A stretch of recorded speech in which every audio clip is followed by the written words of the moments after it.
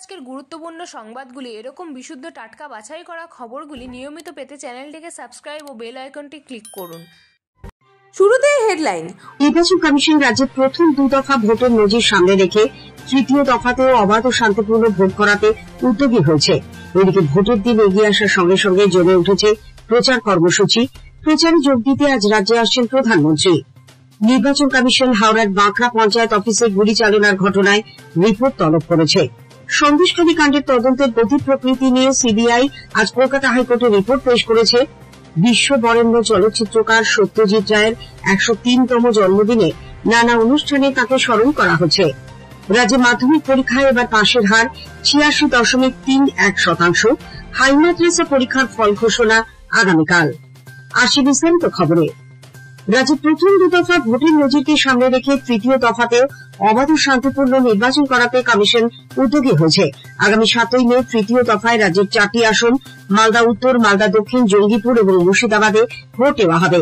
ওই পর্বে ভোটের প্রস্তুতি নিয়ে আজ সংশ্লিষ্ট জেলা নির্বাচনী আধিকারিক ও জেলা শাসক এবং পুলিশ সুপারদের সঙ্গে নির্বাচন কমিশন বৈঠক করে। এতে উপস্থিত ছিলেন রাজ্য পুলিশের নোডাল অফিসার আনন্দ কুমার এবং ফোর্স কোঅর্ডিনেটর বিপি শর্মাও। চতুর্থ দফায় মুর্শিদাবাদ জেলা নিয়ে বাড়তি সতর্কতা নেওয়ার কথা বলা হয়েছে বলে কমিশন সূত্রে জানা গেছে। সেখানে রক্তপাত কিংবা বোমাবাজির ঘটনা যাতে না ঘটে, জেলা নির্বাচনী আধিকারিক এবং পুলিশ সুপারকে সব ধরনের ব্যবস্থা গ্রহণের নির্দেশ দেওয়া হয়েছে। কুইক রেসপন্স টিম থেকে কেন্দ্রীয় বাহিনী মোতায়েন যেন যথাযথভাবে হয় তা দেখে নিতে বলা হয়েছে। সূত্রের খবর, মুর্শিদাবাদ ও জঙ্গিপুর লোকসভা নিয়ে বাড়তি নজরদারি রাখা হবে। তৃতীয় দফায় 4 আসনের জন্য 334 কোম্পানি বাহিনী মোতায়েন করা হবে। এর মধ্যে মালদা উত্তর ও দক্ষিণ মিলিয়ে থাকছে 144 কোম্পানি। তৃতীয় দফায় শুধু মুর্শিদাবাদ জেলায় সব থেকে বেশি কেন্দ্রীয় বাহিনী থাকছে 2 আসনের জন্য 190 কোম্পানি। রাজ্যের প্রথম 2 দফায় ভোট গ্রহণের প্রকৃত হার কত তথ্য জানার অধিকার আইনে তা জানতে চেয়ে তৃণমূল কংগ্রেস নির্বাচন কমিশনের দ্বারস্থ হয়েছে। গত 19 এবং 26 এপ্রিল 2 দফা নির্বাচনে রাজ্যে যে 6টি আসনে ভোট নেওয়া হয়েছিল, দলের তরফে সাংসদ সাকেত গোখলে কমিশনের কাছে সেখানে লোকসভা এবং বিধানসভার অঞ্চল ভিত্তিক ভোটদানের হারের বিস্তারিত তথ্য এবং পরিসংখ্যান জানতে চেয়েছেন। রাজ্যের তৃতীয় দফার লোকসভার নির্বাচনের দিন এগিয়ে আসার সঙ্গে সঙ্গে প্রচার আরো জোরদার হয়ে উঠেছে। সেই সঙ্গে পঞ্চম ও ষষ্ঠ দফার জন্য মনোনয়নপত্র দাখিলের কাজ চলেছে। পঞ্চম দফায় প্রার্থীপদ দাখিলের শেষ দিন আগামীকাল এবং ষষ্ঠ দফায় সোমবার 16 মে।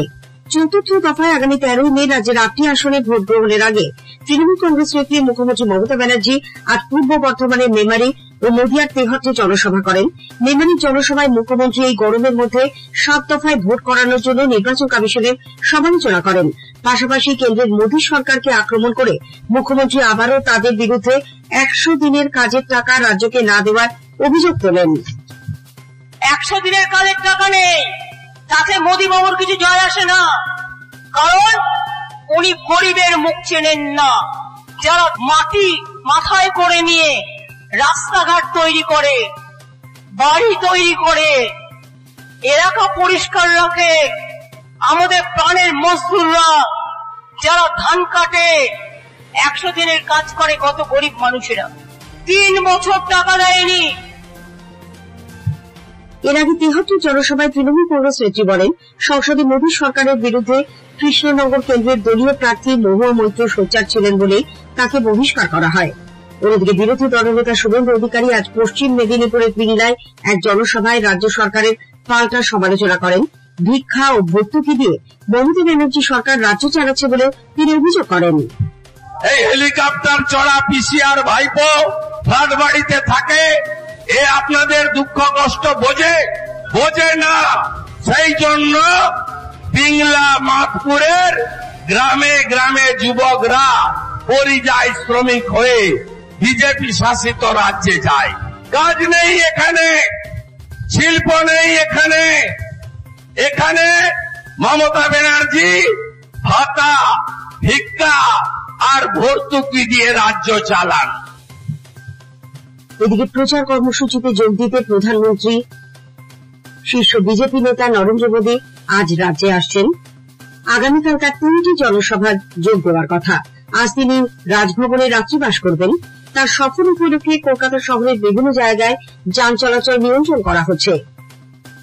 রাজ্য সম্পাদকের পদ খোয়ানোর পর তৃণমূল কংগ্রেসের তারকা প্রচারকের তালিকা থেকে বাদ পড়েছেন কুণাল ঘোষ। দলের তরফে 41 জন তারকা প্রচারকের নামের তালিকা প্রকাশ করা হয়, তাতে কুণালের নাম নেই। নির্বাচন কমিশন এবং রাজ্যের মুখ্য নির্বাচনী আধিকারিকের কাছে এই তালিকা পাঠানো হয়েছে। নির্বাচন কমিশন ভোট পরবর্তী সময়ে কল্যাণমূলক কোন প্রকল্পের সুবিধা পাওয়ার ব্যাপারে বিজ্ঞাপন, সমীক্ষা বা অ্যাপের মাধ্যমে উপভোক্তার নাম নিবন্ধীকরণে অবিলম্বে বন্ধ করতে সমস্ত জাতীয় ও রাজ্য স্তরের রাজনৈতিক দলগুলিকে নির্দেশ দিয়েছে।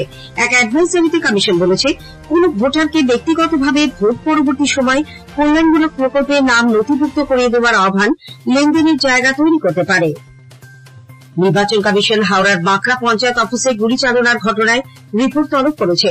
ভোটের আগে আজ বাঁকড়ার 3 নম্বর পঞ্চায়েত অফিসে ঢুকে দুষ্কৃতীদের গুলি চালনার ঘটনায় এলাকায় তীব্র উত্তেজনা ছড়ায়। জনতিনেক দুষ্কৃতী সেখানে 3 থেকে 4 রাউন্ড গুলি চালায় বলে পুলিশের প্রত্যক্ষদর্শীরা জানিয়েছেন। আশেপাশের লোকজন ছুটে এলে তারা পালিয়ে যায়। কেউ আহত হয়নি বলে পুলিশ দাবি করলেও ঘটনার প্রত্যক্ষদর্শী পঞ্চায়েত প্রধান টুকটুকি শেখ 3-4 জনের আহত হওয়ার কথা জানিয়েছেন। কিছুদিন আগে এই 3 দুষ্কৃতী তার খোঁজে বাড়িতে হানা দিয়েছিল বলেও তার দাবি। তাদের সন্ধানে পুলিশ তল্লাশি চালাচ্ছে। এই ঘটনায় জিজ্ঞাসাবাদের জন্য কয়েকজনকে আটক করা হয়েছে। এদিকে ভোটের মুখে মুর্শিদাবাদের খড়গ্রামে প্রকাশ্যে গুলি চালনা ও বন্দুক হাতে তৃণমূল কংগ্রেসের অঞ্চল সভাপতির তাণ্ডব এবং নবগ্রামে বোমা উদ্ধারের ঘটনা নিয়ে রিপোর্ট তলব করেছে নির্বাচন কমিশন। জেলা শাসক ও জেলা নির্বাচনী আধিকারিককে আগামীকালের মধ্যে এ ব্যাপারে ব্যবস্থা গ্রহণ সংক্রান্ত রিপোর্ট দিতে বলা হয়েছে। প্রদেশ কংগ্রেস সভাপতি অধীর চৌধুরী জঙ্গিপুরে গতকাল কংগ্রেস প্রার্থীর সমর্থনে জনসভায় বিজেপিকে ভোট দেওয়ার আহ্বান জানিয়েছেন বলে যে বিতর্ক তৈরি হয়েছে সে ব্যাপারে নির্বাচন কমিশনে অভিযোগ জানিয়েছে কংগ্রেস। অধীরবাবু আজ ভোট জানিয়েছেন, তিনি যা বলেছেন তা রেকর্ড করা হচ্ছে, তা শুনলে বিষয়টি স্পষ্ট হয়ে যাবে। অন্যদিকে মুর্শিদাবাদের শক্তিপুরে তৃণমূল কংগ্রেসের কর্মী সভায় বিধায়ক হুমায়ুন কবিরের এক ভিডিও নিয়ে বিতর্কের সৃষ্টি হয়েছে। সমাজ মাধ্যমে ভাইরাল হওয়া ওই ভিডিওতে ওই তৃণমূল নেতা উস্কানিমূলক মন্তব্য করেন বলে অভিযোগ। বিজেপি নেতা শিশির বাজোরিয়া হুমায়ুন কবিরের বিরুদ্ধে নির্বাচনী বিধিভঙ্গের অভিযোগ জানিয়েছেন। রাজ্যের মুখ্য নির্বাচনী আধিকারিককে লেখা এক চিঠিতে তিনি বলেছেন, ওই তৃণমূল কংগ্রেস নেতা মুর্শিদাবাদে সাম্প্রদায়িক অশান্তির জন্য প্ররোচনা দিয়েছেন। বাঁকুড়ার সাতুরি থানার গড়শিকা এলাকায় ওই লোকসভা কেন্দ্রের বিজেপি প্রার্থী সুভাষ সরকারের র্যালিতে যোগদানকারী কর্মীদের ওপর আক্রমণের অভিযোগ উঠেছে তৃণমূল কংগ্রেসের বিরুদ্ধে। এতে বিজেপির এক কর্মী গুরুতর আহত হন, তাকে মুরারি ব্লক প্রাথমিক স্বাস্থ্য কেন্দ্রে ভর্তি করা হয়েছে। তৃণমূলের জেলা সভাপতি সৌমেন বেলথরিয়া অবশ্য অভিযোগ খারিজ করে দিয়েছেন। স্থানীয় সংবাদ শুনছেন আকাশবাণী কলকাতা কেন্দ্র থেকে। সন্দেশখালী কাণ্ডের তদন্তের গতি প্রকৃতি নিয়ে কলকাতা হাইকোর্টে আজ রিপোর্ট পেশ করেছে সিবিআই। 10 এপ্রিল সিবিআইকে এই তদন্ত ভার দেয় হাইকোর্টের প্রধান বিচারপতি ডিভিশন বেঞ্চ। সেই রায়কে চ্যালেঞ্জ জানিয়ে রাজ্য সরকার সুপ্রিম কোর্টে গেলেও হাইকোর্টের রায়ে হস্তক্ষেপ করেনি শীর্ষ আদালত। আজ প্রধান বিচারপতি টি.এস. শিবকানম এবং বিচারপতি হিরণনাথ ভট্টাচার্যের ডিভিশন বেঞ্চে মুখ বন্ধ খামে রিপোর্ট জমা দিয়েছে সিবিআই। রাজ্যপালের বিরুদ্ধে শ্লীলতাহানির অভিযোগ তুলেছেন রাজভবনেরই এক অস্থায়ী কর্মী। তার দাবি, আজ বিকেলে রাজ্যপাল তাকে চেম্বারে ডেকে শ্লীলতাহানি করেন। এ ব্যাপারে হেয়ার স্ট্রিট থানায় তিনি অভিযোগ দায়ের করেছেন। বিশ্ববরেণ্য চলচ্চিত্রকার সত্যজিৎ রায়ের আজ 103তম জন্মদিন। তীব্র গরম এবং নির্বাচনী উত্তাপের মধ্যেই সত্যজিৎ প্রেমীরা নানা অনুষ্ঠানে তাকে স্মরণ করছেন। একটি প্রতিবেদন। আধুনিকতম শিল্প মাধ্যমের শ্রেষ্ঠ বহিঃপ্রকাশ যদি হয় চলচ্চিত্র, তবে সেই নতুন শৈলীর ভারতীয় নির্মাণের প্রথম অভিযাত্রী সত্যজিৎ রায়।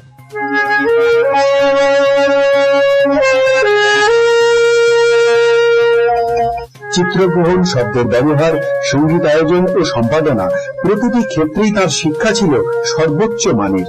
তারই ফলিত রূপ আমরা প্রত্যক্ষ করি বিস্ময়কর সৃষ্টিগুলিতে।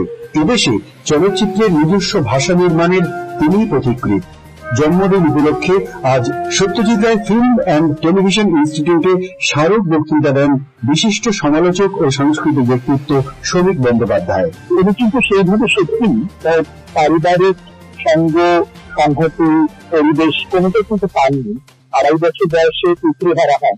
তার ফলে এর জীবন শিক্ষা এবং চলচ্চিত্রকে বেছে নেওয়া ও প্রকাশ্য মাধ্যম রূপে এটা একান্ত ভাবে থাকা একজন মানুষের ক্ষেত্রে। অভিজিৎ চক্রবর্তী, আকাশবাণী সংবাদ, কলকাতা। রাজ্যে মাধ্যমিক পরীক্ষায় এবার পাশের হার 86.31%। গতবারের তুলনায় যা সামান্য বেশি। এবছর প্রথম 10 জনের মেধা তালিকায় রয়েছেন 57 জন পরীক্ষার্থী। এদিকে আগামীকাল হাই মাদ্রাজা আলিম ও ফাজিল পরীক্ষার ফল প্রকাশ করা হবে। দুপুর 2টোর সময় ফল ঘোষণা করা হবে বলে বোর্ডের পক্ষ থেকে জানানো হয়েছে। আজকের সংবাদ শেষ হলো। এই ধরনের সংবাদের সাথে আপডেট থাকতে চ্যানেলটিকে সাবস্ক্রাইব করুন ও বেল আইকনটি ক্লিক করুন।